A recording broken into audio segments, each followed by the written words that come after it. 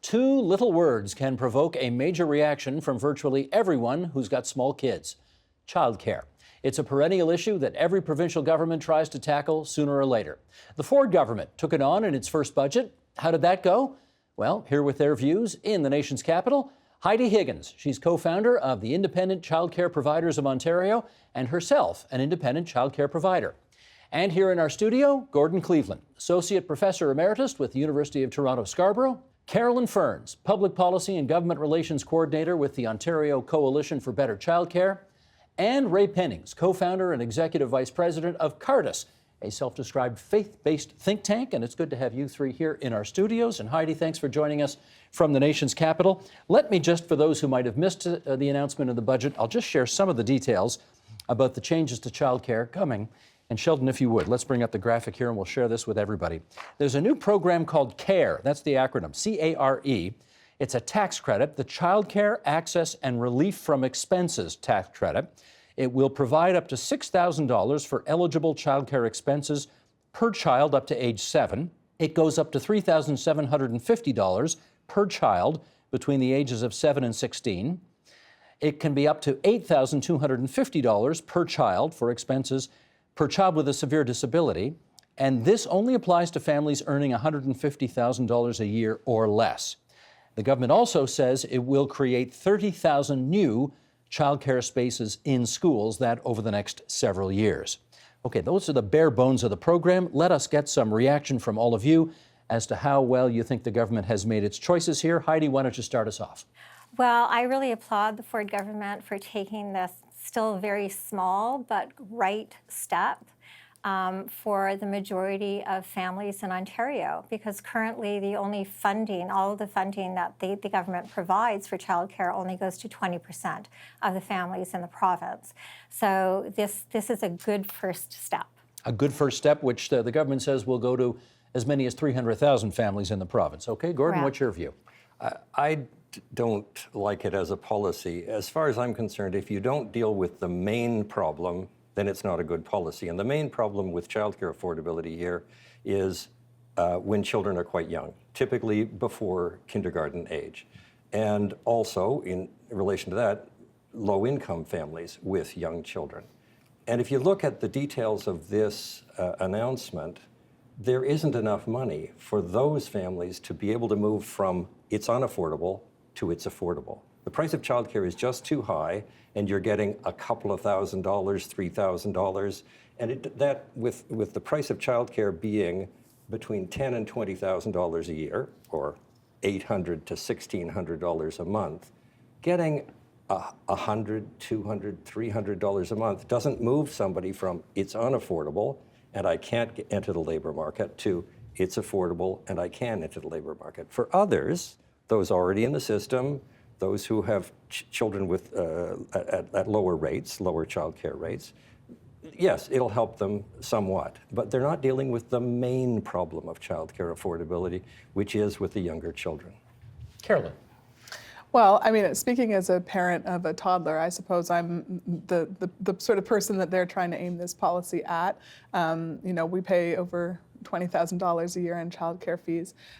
So it sounds good at the outset, but we're really cautioning parents to check the fine print on this, because those numbers that you cited, almost nobody is going to get the full amount. That 75% rate is just not there for most parents.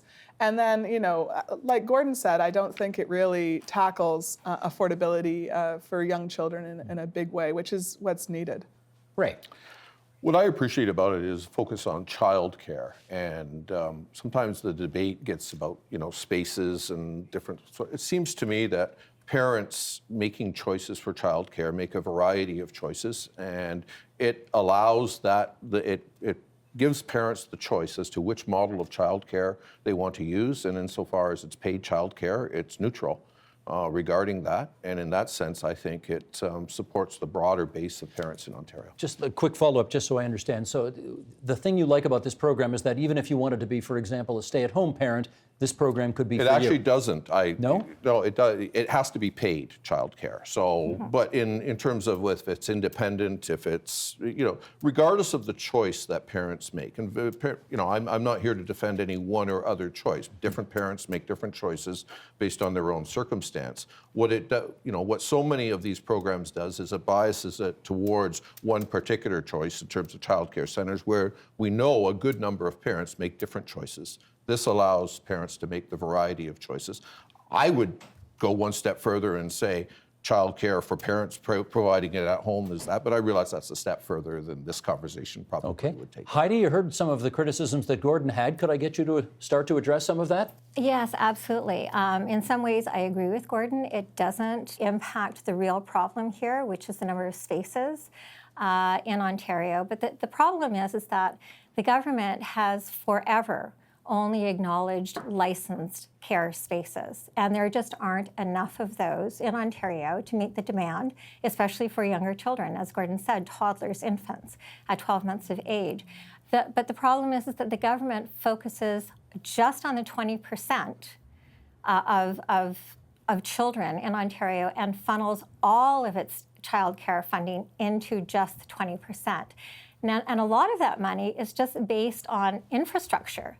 And imagine if we had a model that didn't require new buildings, new infrastructure, overhead for staff, for executive directors, and we actually utilized all of the spaces that are already available in the independent care sector. They're all there, they're available, and they are self-sustaining. The government could be putting money into parents' pockets instead of putting it into new buildings and construction and overhead. Gordon, you want to come back on that? Well, there's a new Statistics Canada study just out last week, which says that parents are voting with their feet for center-based care and licensed care. The independent sector has really declined. So in that study, only 20% of the families that use any kind of non-parental childcare are using care by a family daycare home, a family home, in a family home, whereas it's 50%, a little bit over 50% for center-based care. So what's happened is that over time, parents have moved towards saying, I want dependable care, I want care in which there are several caregivers in the same facility looking after my child, and I like licensed care, and I like the quality, and I like the dependability, and I like the monitoring in licensed care. Now, there's definitely room in licensed care for home-based care, but it does have monitoring, and that is extraordinarily important, monitoring and regulation. I did hear Heidi say she wanted to take you on that. Go ahead, Heidi, briefly come back on that if you want. Yeah, I'm sorry. I'm not quite sure where those statistics come from in Ontario. That's certainly not the case. The MOE itself will tell you that licensed care only makes up 20% of the children who are requiring care in Ontario, and 50% of those children are cared for by ICPs. And it's not true that parents prefer licensed care or center-based care. I've been in business for 18 years. I wouldn't be able to survive if that was the case. People aren't coming to me because they can't get into the center. They're coming to me because that's the kind of environment they want their child in. And let's also look at the fact that the center-based care is generally filled out by children who are required to be on subsidized care, because of course we know that the government will only provide subsidized care in a licensed sector. Why don't we allow for a new model instead of continuing the one that has never worked properly, and consider individual licensing or a registry for independent childcare providers? We've got thousands of spaces, hundreds of thousands of spaces that those children could go to without all of the overhead. Okay, Self-sustaining businesses. Heidi, Carolyn wants in on this now. Can I just comment on this as a parent? Heidi, when you say you've been in business for so long and parents trust you, I believe you, but I don't think, take my word for it, should be the basis that we grow a childcare system in this province. And do the statistics. I think that Statistics prove it. the Statistics Canada report was out last week showing exactly what Gord was referencing. And I hear from parents all the time that they're looking for something that they know that there's some monitoring, just like Gord said. And speaking as a parent, I think that, here's some money and go out and try to find something puts so much pressure on parents. I hear from parents who are on waiting lists, parents who haven't been able to find licensed care, what was their first option, and are having to settle for sometimes a number of different arrangements, right? It's a maze that they have to go through. And it creates so much pressure for parents to try to have to self-monitor unregulated environments. I think that, just like, healthcare or public education, just like even restaurants, I think that some regulation, is a good thing. This is not red tape when it comes to little children, right? This is sensible comment rules on and that. regulations. Okay, let me hear from Ray first. Hang on, Well, Heidi, we'll I get think Ray we first. need to then be you. very careful in the conversation just to say parents as if all parents want the same thing. The reality is there are parents who want center-based care, independent, the full range of options there. We did a survey, it's a few years old, but 76% preferred home-based care, and center-based care was down the list in terms of the options of a national survey that was done a few years ago. How many years ago? It's 2013, 2014? So, About 4 or 5 years ago. 5 or 6 years ago. Yeah. So there are. Did you introduce the notion of cost into the survey? I'd have to pull up the exact. I simply know that there are, if you ask parents along the way in terms of what's your if we focus on childcare in terms of what's the best, your ideal, we know that, we'd probably be investing a lot more in maternity leave and paternity leave than we currently are. Most parents would want that to create more. So I think we need to be very careful in the sense that there's a system that needs to emerge in which there are a variety of choices. And I guess the question is, what's the best way of achieving that? What I like about this is by providing through the tax system the ability for the parents to choose. No, I get that, Ray. You like the choice angle, but the Canadian Centre for Policy Alternatives, admittedly a more progressive, on the progressive end of things, kind of a think tank, does say that when they crunch the numbers, 41 families in the whole province of Ontario are going to be able to take advantage of this tax credit to its fullest extent,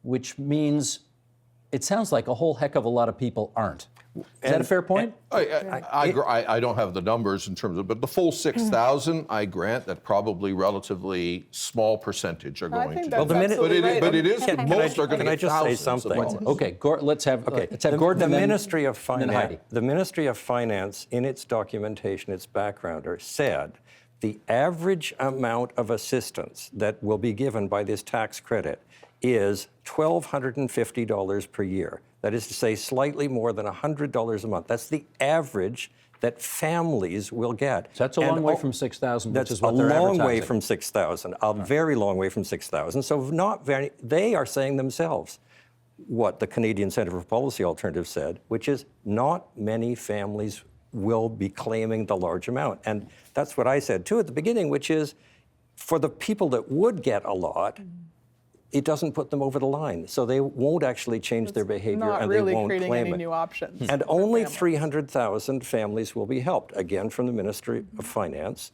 And 300,000 families is less than 20% of all families. So in fact, the amount of assistance that's provided by this Ministry of Finance figures is very small and not to many people. Okay, Heidi, come on in. Okay, so 3 points. Yes, it is a very small amount, but it's more than they've ever had before. At least it's a step in the right direction. And I agree, they should be getting more. But the only way to do that is to take some of the funding out of the licensed sector. And the licensed sector isn't going to be happy with that. They're already very, very unhappy. Secondly, the statistics that were quoted where independent care has gone down, the reason for that is because of the CCEYA, because of the regulations that were passed. Hang on, too many acronyms there, Heidi. What does all that mean? Sorry, the Child Care Early Years Act, which was just passed and reduced the number of spaces for ICPs like myself for children under the age of 2, which decimated the ICP sector. It reduced our capability of taking care of children by at least 40%. So of course the numbers are going down. We have people calling, looking for care when their children are still in utero. And the other thing that I want to talk about is regulations. Yes, Carolyn, we believe that we should be regulated, and we actually lobbied for that at standing committee. We put it in policy recommendations, but the Liberal government wouldn't do that. All they did was reduce the number of children we could care for under the age of 2. We asked for vulnerable sector checks. We asked for CPR first aid. We asked for evacuation plans. We asked for all sorts of safety regulations to be incorporated in the CCEYA, and they said no to any of them. And the licensed sector did not back us up on any of that. If you want us to be regulated, work with us for regulation. Okay, let me introduce a few more numbers here. Carolyn, in the budget, the government did say that this new policy would allow between 9,000 and 19,000 people to re-enter the workforce because they thought this program would be successful enough to be able to help that many people. How accurate do you think that claim is? I think that's spurious at best. Spurious? I think that support for childcare can certainly assist mothers and parents to go back into the workforce. But, as we've said several times here, this tax credit actually provides so little assistance to parents. It doesn't create new options for parents. So, it's not going to bridge that affordability gap. So I don't think that it's going to, really, if somebody couldn't afford childcare before the CARE tax credit, I don't think they'll be able to afford it afterwards. Okay, Gordon, let me get you just to give us a bit of background here because, how do I put this? You had the ear of the last Premier of Ontario. She liked the model that you were advancing. What were you suggesting to her to do that the Liberals had actually incorporated into their last budget? Okay, so this was a study done for the Ministry of Education that, yes, the government did very much like the last government. And what we recommended, it was a lengthy study, and we looked at all the compromises and the difficulties, because this is not a perfect or complete answer. But what we said was, look, attack the problem of childcare affordability where it is most acute. That is to say, for us, it was at preschool age, just before junior kindergarten, so 2.5 to 4 years of age. And we said, make that childcare free across the province. It is a very, very popular age when parents really like having their children in non-parental care and especially in licensed childcare. So it will be quite popular. It'll be taken up by a large number of people. And that is the way in which you help very low-income families. The knock on that was, though, that it was going, in a world of $15 billion deficits, that we were not going to be able to afford that. That was the knock on. And yet, it probably will end up being cheaper than the Ford alternative. The Ford people, the Ministry of Finance has said their alternative will cost $390 million. That's completely wrong. If any reasonable number of people take it up, there are 2.3 million children in the age range that they were talking about, 0 to 15 years of age. So if any substantial number of them take it up, it will cost more than what they've said. So I fully believe that this alternative of making preschool age childcare free would have been in the right ballpark, the same ballpark. What would have been so concerning about that? Well, I think the affordability question was a big question, and we can, the numbers along the way. When you look at the childcare debate, so often we isolate it from, the education debate and the healthcare debate in terms of overall balancing of numbers. So we can sit at this panel tonight and talk about the childcare, and we can all agree that the ideal solution is way more than that. And tomorrow night we could have another panel on healthcare, and the night after on education, and we would come to the same conclusion in all of that. So I appreciate that governments of whatever stripe are engaged in a balancing act in terms of priorities. I think, in terms of the political expectations, I think most would concede that this is more for childcare than going into the budget last week that many even expected. They did campaign on this. They campaigned on the tax measures, but most of the commentary I have seen, and we try to be as nonpartisan as we can on all of these and analyze along the way, this is a step forward in terms of childcare that at least meets expectations, if does not exceed it, for many in terms of this government. I think the larger, there's a philosophic question as well. We can get into whether parents want, attachment theory in terms of younger education, how that works. Okay, let me get into some of that philosophic discussion right now as you describe it. Carolyn, universal child care. You think that's the way to go? I think so, absolutely. And just to touch on the funding portion of it, I think those numbers that the government is using to say, we could have more women in the workforce, we absolutely agree on it. The problem is that this kind of tax credit is going to end up spending a huge amount of money and not accomplish the goal.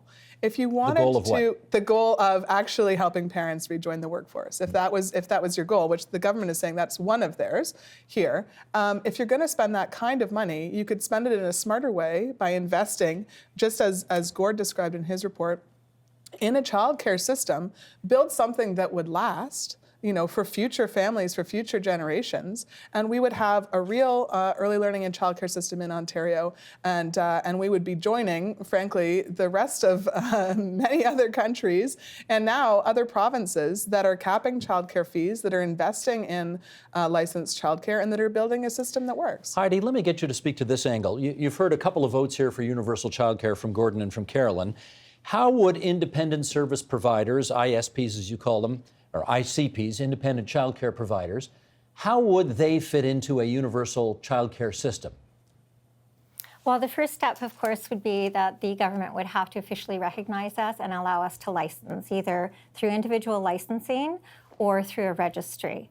And there we have, an opportunity for not only more spaces for children, but more work for women, because a lot of the women who are ICPs are also early childhood educators, but they're not recognized by the college unless they register. And even if they are registered early childcare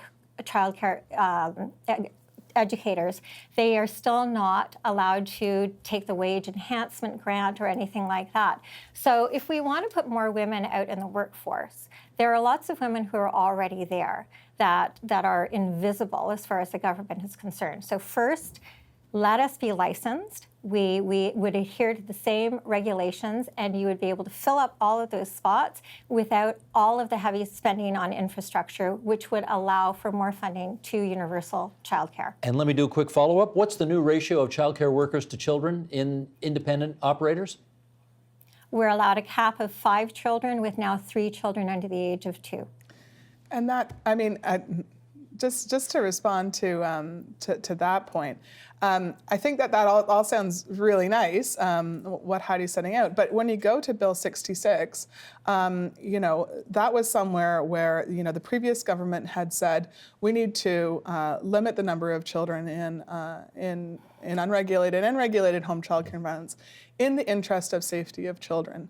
And because home childcare providers need to make enough money, they wanted to have more children in their care, or more younger children in their care. But if our primary interest is in the safety and stability, well-being of young children, we wouldn't make that call, right? We need to have the safety and well-being of children top of mind. And that means that when it comes to deciding on home childcare regulations, on center-based regulations, we can't be talking about how much profit somebody can make. That's not the bottom line. The bottom line has to be the kids. Gordon, can I ask you about Yes, stand by one second, Heidi. The new ratio that we've just heard. Are you okay with that? I look at it in terms of myself. If I was an independent childcare operator looking after children, could I look after 3 children under 2 years of age, 2 other children, and maybe 2 of my own children who are between 4 and 6 years of age? All of those 7 children I have to be able to look after. I have to be able to get them out of the house in the case of a fire. I don't think I could do it.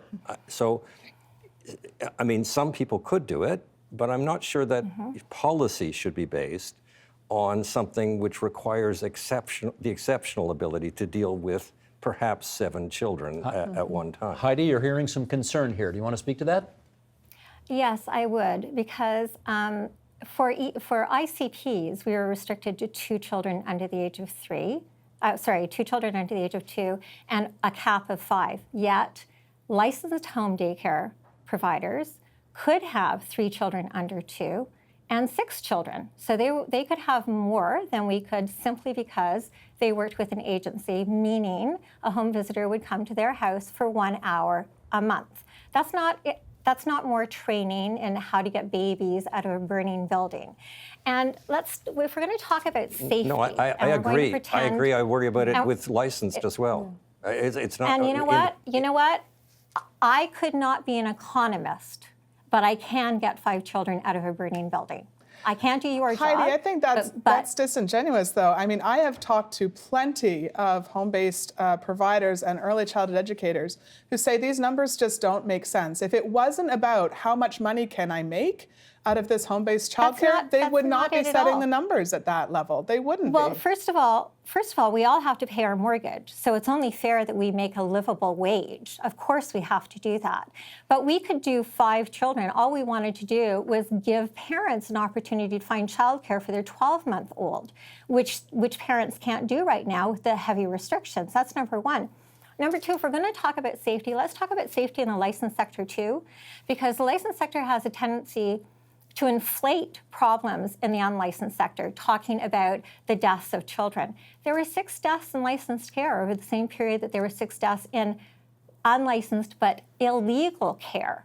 There were 2,500 missing children. There were 2,000 cases I don't of think you're serious getting any abuse. disagreement on this, actually. Well, we would all be but- in favor of more safety and security of young children, licensed, unlicensed, regulated, and unregulated. Except your focus is always on the unlicensed sector, Carolyn. You haven't mentioned more stringent regulations on the licensed sector Okay, either. hang on. We haven't heard from Ray in a bit. Ray, come on in here. Yeah, I think the issue of licensing, there's clearly an unequal standard that's being applied in terms of the focus along the way. I'd step one step back. Quebec is sort of the model we have in Canada of the closest to, and it's not a universal system. There's some pay and all the rest, but that's sort of the direction we want to go. And yet, if we focus on child care outcomes for Quebec, there's a Queen's study a couple of years ago that replicated a similar study a decade earlier, which highlighted that for certain families, for families of single parents and that, there are more favorable outcomes. But for the majority of children in Quebec, actually the learning outcomes, some of the behavioral outcomes of the Quebec system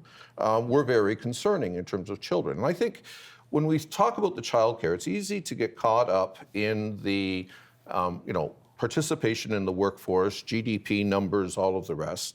What always strikes me is the superficiality of the GDP number, in the sense that a parent taking care of their child at home, providing quality child care, doesn't count in GDP, but we put it in the home, it does count in GDP because there's transactions. I think sometimes our focus on the numbers and the outcomes economically cause us to miss the point in terms of child care should be about children. Well, of course, in terms of but- child outcomes. All right, but let me do the quick follow-up here, Gordon, on safety. I mean, we heard a moment ago that 2 children under the age of 2 with a cap of 5, and you suggested maybe somebody would be looking after a couple of their own kids at the same time. Yes. So you got a 7-to-1 ratio there. The current government's increasing that to 3 children under the age of 2. And clearly you two both think that's too high. What's a reasonable level in your view? I'm not an expert in it, so I wouldn't really say. I mean, yes, it should be looked at, but so I approach it as a parent or as a person and say, no, I couldn't handle that many. It's got to be less than that. I don't know what the right numbers are. But if I respond a little bit to what Ray was saying, it's interesting. You talk about Quebec and the problems in Quebec. Well, there is a province in Canada that has a tax credit which is eerily similar to the tax credit the Ford government has recommended. It is the province of Quebec. Pierre Fortin, a very noted economist, used to be president of the Canadian Economics Association, has analyzed what happened under this tax credit. There was a 12-fold expansion of commercial childcare and not an expansion of not-for-profit childcare as a result of the increases in the tax credit. If there's more spaces and more jobs, isn't that a good thing? It's good in some sense, it's not good in other sense. But the issue of quality, which you were mentioning in Quebec, is actually very closely related to the amount of commercial childcare in Quebec. They've done studies. They do studies. We don't do studies in Ontario of quality, but they do studies in Quebec, and they've found that the difference in quality is sharp and remarkable in between for-profit and not-for-profit childcare in the province of Quebec. And a lot of the issues that you're dealing with actually relate both to for-profit childcare and the effects of the tax credit kind of funding, not really to the issue of quote-unquote universality. Friends, forgive me, I got to bring the gavel down because that's our time. I suggested in the introduction that we only needed to say two little words to start off a pretty good debate about all this, child care, and yes, that's happened. Heidi Higgins, it's really good of you to join us from the nation's capital. You're with the Independent Child Care Providers of Ontario. Carolyn Ferns, Ontario Coalition for Better Child Care. Gordon Cleveland, the Associate Professor Emeritus with University of Toronto Scarborough, and Ray Pennings with Cardis. Thanks to all of you for having this discussion on TVO tonight. We're grateful. Thanks, Steve. Thank you. The Agenda with Steve Bacon is brought to you by the Chartered Professional Accountants of Ontario, helping businesses stay on the right side of change with strategic thinking, insightful decisions, and business leadership. Are you on the right side of change? Ask an Ontario CPA.